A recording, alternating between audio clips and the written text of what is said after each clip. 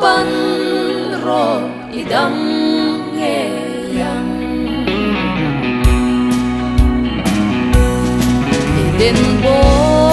sia ta sual vang kha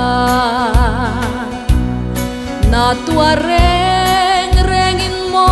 sing faleng te kan pumin dam lai reng reng ong lo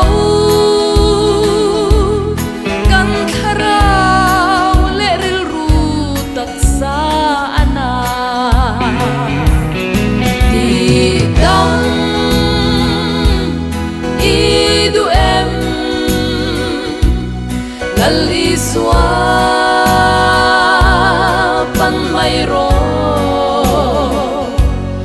eng lai po in anga kreng che tu na pan ro idam nge yang lal pa mai cham hiron pan vela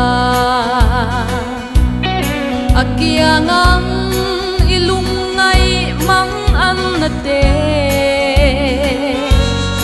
aman ruat hi tlom le ma sela irin chuan dam na kin ni chang nge yang ti dam idu em lal iswa pan mai ro eng lai po in anga kreng che tu na pan ro idam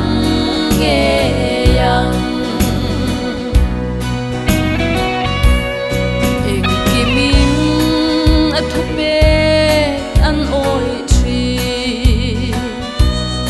ram huai le tui pui phon phar nat na ten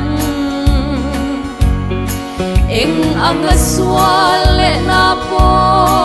ni ma la lali swa thu pe kin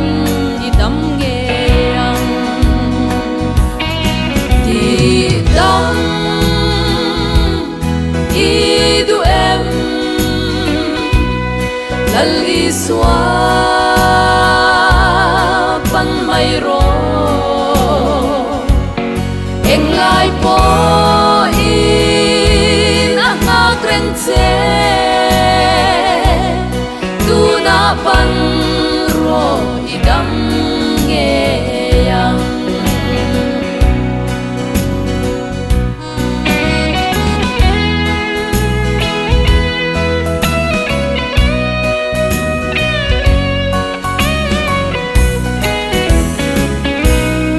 ring hello vin ama pan thuai ro a khong ai thil thon pe gitan dam na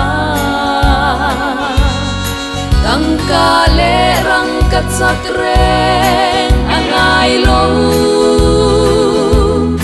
hallelujah kan dam na lali swa